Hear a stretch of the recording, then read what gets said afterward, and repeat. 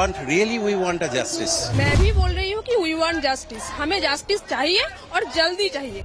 City of Joy कहलाने वाला कोलकाता गुस्से और विरोध के शहर में बदल गया है।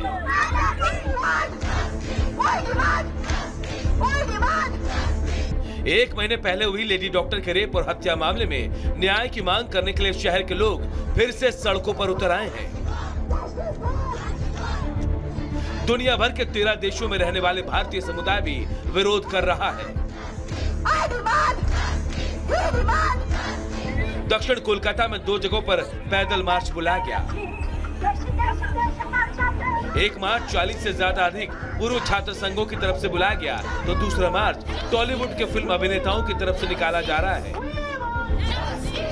शहर के कलाकारों ने प्रमुख चौराहों पर सड़क पर ग्राफिटी बनाकर संदेश भी दिया।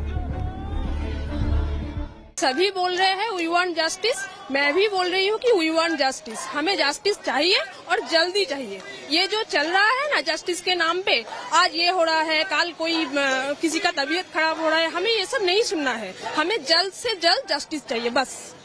आई थिंक कि हम लोग यहाँ पे ह्यूमन चेन बनाए हैं इसीलिए कि हम लोग ये बोलना चाहते कि we are all into this together. ये बहुत पहले होना चाहिए था, बेटर लेट देन नेवर। एक महीने पहले 9 अगस्त को कोलकाता के आरजी कर मेडिकल कॉलेज एंड हॉस्पिटल में ट्रेनी डॉक्टर का शव मिला था। रेप और मर्डर के आरोप में कोलकाता पुलिस के सिविक वॉलंटियर संजय रॉय को अरेस्ट किया गया।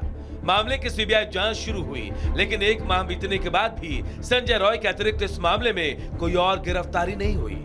हाँ, मेडिकल कॉलेज के पूर्व प्रिंसिपल संदीप घोष की गिरफ्तारी हुई, लेकिन वो वित्तीय अनियमितता के मामले में, यानी 1 महीने बाद भी सीबीआई किसी नतीजे पर नहीं पहुंच पाई।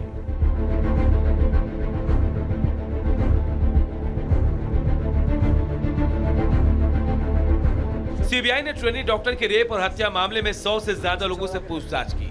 आरोपी संजय रॉय, पूर्व प्रिंसिपल संदीप घोष के साथ कुल 10 लोगों का पॉलीग्राफ टेस्ट कराया गया।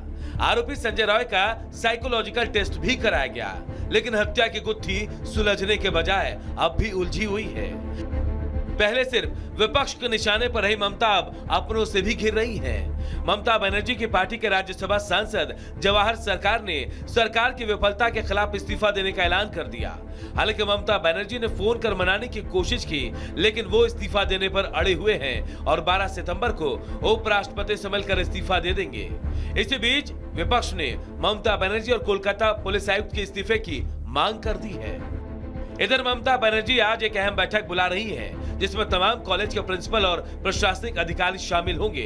माना जा रहा है कि ममता कॉलेज की सुरक्षा व्यवस्था को लेकर कोई बड़ा ऐलान कर सकती है, लेकिन इन तमाम कोशिशों के बाद भी पुलिस और सीबीआई के हाथ खाली है। कौन असली गुनहगार है, ये सवाल 1 महीने बाद भी जस का तस बना हुआ है।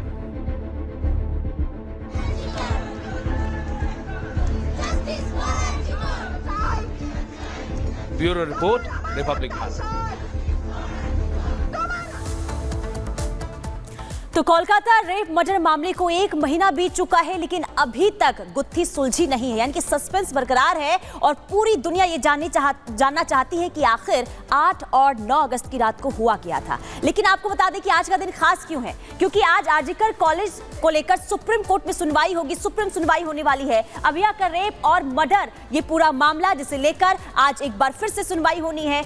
स्वतः संज्ञान लिया गया था सुप्रीम कोर्ट की तरफ से, और आपको बता दें कि पिछली सुनवाई में स्टेटस रिपोर्ट मांगा गया था और इसी रिपोर्ट में आज जो है ये देखा जाएगा कि आखिर जांच का जो दायरा है कहां तक पहुंचा है। सीबीआई कर रही है रेप मर्डर की जांच और सीबीआई के कंधों पर इसकी जिम्मेदारी है कि जल्द से जल्द इस सच को सामने लाया जाए। लेकिन स्टेटस रिपोर्ट में आखिर क्या कुछ कहा गया है, इसी के आधार पर सुप्रीम कोर्ट में आज सुनवाई होने वाली है और सबकी निगाहें आज सुप्रीम कोर्ट पर ही टिकी रहेगी कि 1 महीने के बाद आखिर जांच की जो आंच है वो कहां तक पहुंची है।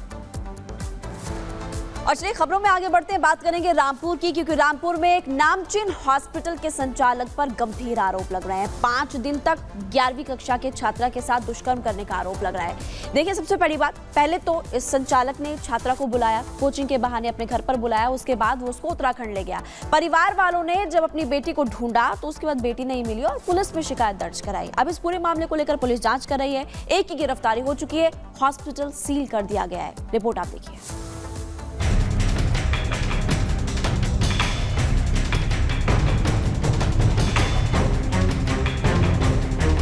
कोचिंग का बहाना किया अपहरण, 11वीं की छात्रा से किया दुष्कर्म, दबंग संचालक का अस्पताल सील। उत्तर प्रदेश में एक बार फिर अपहरण कर दुष्कर्म का मामला सामने आया है। आरोप प्रदेश के एक नामचीन अस्पताल के संचालक पर लगा है। उत्तर प्रदेश के रामपुर का यह पूरा मामला है, जहां एक नामचीन अस्पताल के दबंग संचालक ने 11वीं की एक छात्रा को कोचिंग कराने के बहाने घर में बुलाया और फिर उसका अपहरण कर उत्तराखंड के रामनगर ले गया। आरोप है कि वहीं छात्रा के साथ रेप भी किया गया।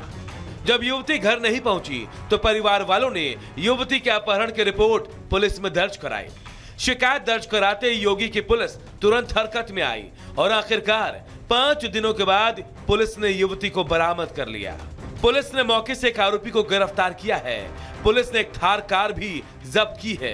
हालांकि अस्पताल का संचालक और मुख्य आरोपी अभी भी फरार है। नामजद अभियुक्त पंजीकृत होने के उपरांत पुलिस के द्वारा विवेचनात्मक कार्रवाई हुई। विवेचनात्मक कार्रवाई के दौरान अपहृता अपने परिजनों के पास आ चुकी है। विवेचनात्मक कार्रवाई प्रचलित है। पुलिस ने आरोपी के अस्पताल को सील कर दिया है और मुख्य आरोपी की तलाश की जा रही है। इस केस में भी जिस तरह कार्रवाई हुई उससे साफ हो गया है कि मामले कितने भी बढ़ जाएं, साजिश कितनी भी सरकार को बदनाम करने की हो, लेकिन योगीराज में एक्शन तुरंत होता है। Bureau report, Republic Bharat. आगे बढ़ेंगे और अब बात करेंगे सपा में आखिर कितने दागदार। ये सवाल इसलिए क्योंकि देखिए एक के बाद एक ऐसी खबर सामने आ रही है जिसमें यह पता चल रहा है कि समाजवादी पार्टी के जो नेता हैं उन पर लगातार दुष्कर्म के आरोप लगे हैं। पहले देखिए मोहित खान, इसके बाद नवाब और अब एक और सपा नेता पर यही आरोप लगा है, यानी कि आरोप लगा है रेप का। देखिए समाजवादी पार्टी के इस नेता पर गंभीर आरोप लगे और आरोप ये भी लगे कि ब्लैकमेल भी करता था, धमकाता भी था, जान से मारने की धमकी भी देता था। रिपोर्ट आप देखिए।